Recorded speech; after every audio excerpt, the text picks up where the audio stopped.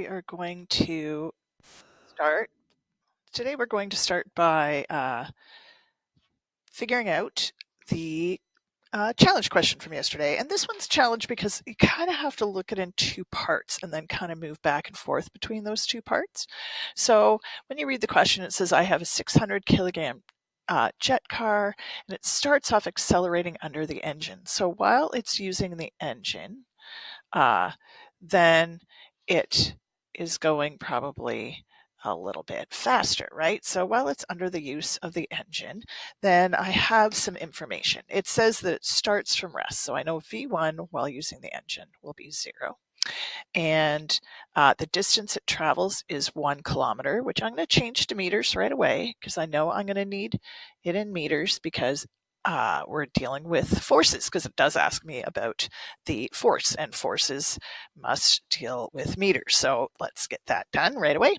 And then it says that it does this for 21 seconds, that it's under the force of the engine. So we're going to come back to that in a second. Let's look at the other. And then what it does is it coasts to a stop, right? Afterwards, it cuts the engines and it stops because of friction. So it coasts to a stop here.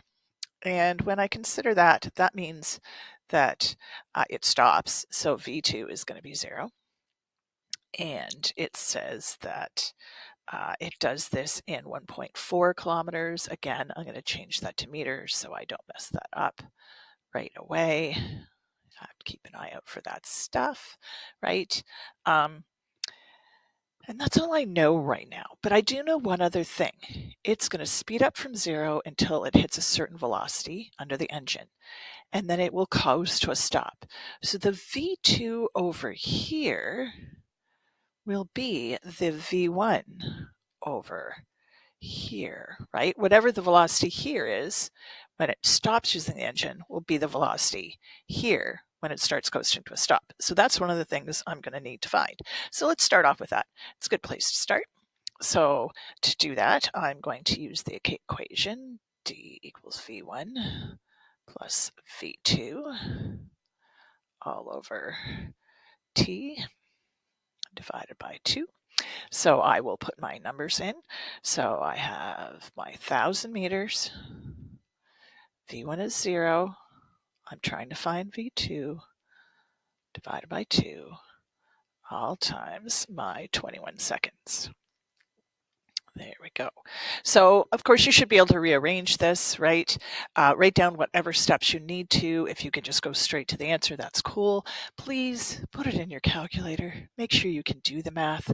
That always makes me so sad when we do our first test and people are losing marks because they never did the practice and couldn't do the math. So here we go. I ended up with 95.23. I'm keeping some extra digits because this is not my final answer. So this is how fast he's going. Now you might think that's really, really fast, but remember it does say it was trying to get the land speed record, so it should be incredibly fast. It is a jet engine. So yeah, it should be pretty darn impressive. So I'm going to put that over there as well, because that's going to be my V1 over there. Now there's two things I need to find out. I need to find out my applied force for the engine and the friction force, which you'll notice it says that it was constant, which means that force was here with the engine and here when it was coasting to a stop. So when I look at my free body diagram for my engine, you will notice I can't really solve anything else right now, because right now I would have an applied force and then the frictional force. And I don't know either of those, right? Of course it does. It's on Earth, so it has a normal force and it has a gravity force. They exist. I'm just going to put them on the diagram due to their existence, but they're not going to be needed. Whoops. What is going on? They're not going to be needed when it comes to math. There we go. That was pretty weird. I think I hit a weird button. Okay, so then I'm going to go over and look at this guy for a minute, because when I look at this one, right, and I consider what's going on over here, then it has a applied, well, it only has, well, sorry, what am I doing? I'm thinking too hard. It only has a friction force because it's coasting to a stop, right? It's coasting to a stop. So it only has a friction force. And the friction force over here is going to be the same as the friction force over here. Those are the same friction force. And that's because it's constant, right? It's the same object with the same normal force going along the same surface. So there's no reason for the friction to be different, right? The whole thing should be constant. That means I can use this to figure out that friction force. Once I have the friction force, I can backtrack to this guy, right? So I can do that. However, to find this friction force, I need to know the acceleration of the object. So let's do that. Let's find that acceleration of the object.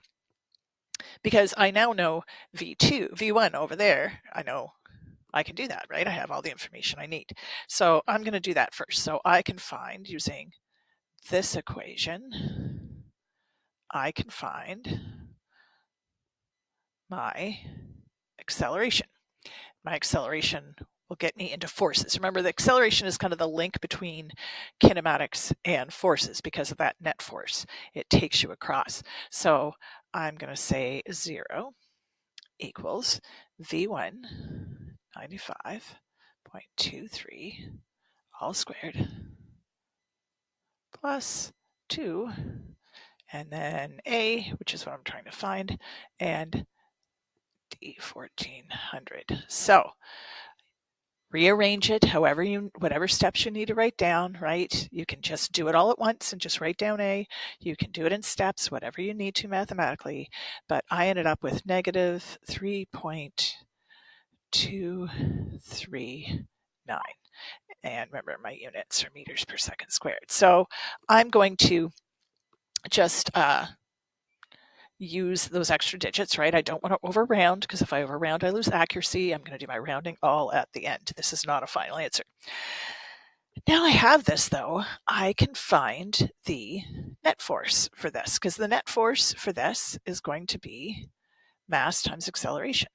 And what is the net force going to be equal to? Well, in this case, it's coasting to a stop. So all it has is friction. Friction will be a negative force. You'll see why in a second. These negatives are going to cancel each other out, which is awesome. So that means my mass times my acceleration will be equal to my friction. And I know my mass because it was in the question. I found my acceleration up there, right? And then I'm going to find my friction. What am I doing? Having one of those days. Equals, what am I doing? I would put a bracket and I should have put an equal sign. So equals my negative friction force. There we go, paying attention.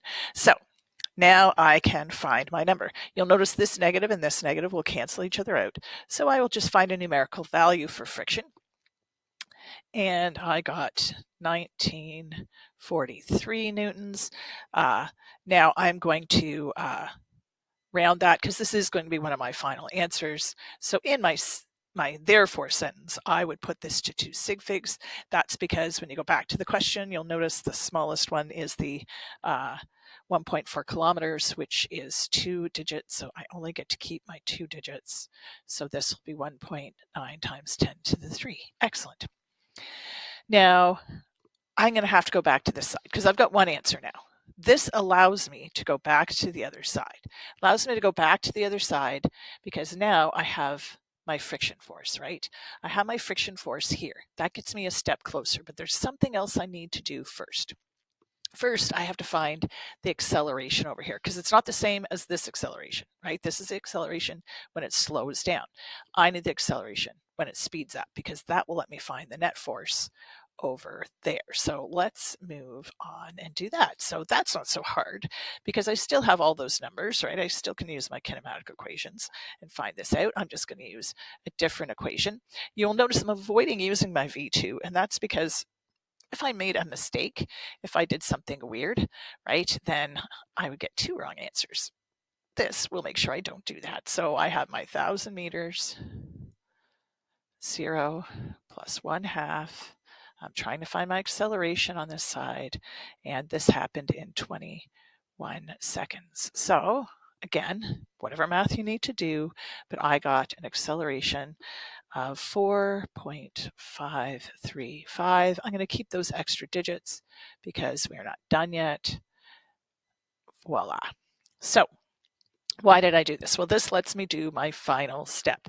My final step in this whole thing is to find out the applied force over here. And when I think about the net force statement for this side, the net force statement for this side is it has an applied force because of the engine minus that constant friction force, right, will be its net force. So the mass times the acceleration of the object will be that applied force minus its friction force. And we have all the numbers except for the applied force, right? We know this is 600. I just found out its acceleration is 4.535. I'm trying to find the applied force of the engine. And I am going to use my unrounded version, right? My unrounded version of my numbers. So I get an applied force of 4664 newtons, which rounds to 4.7 times 10 to the 3 newtons. And that would be my applied force. That would let me write a nice therefore sentence, right, with those rounded values in it.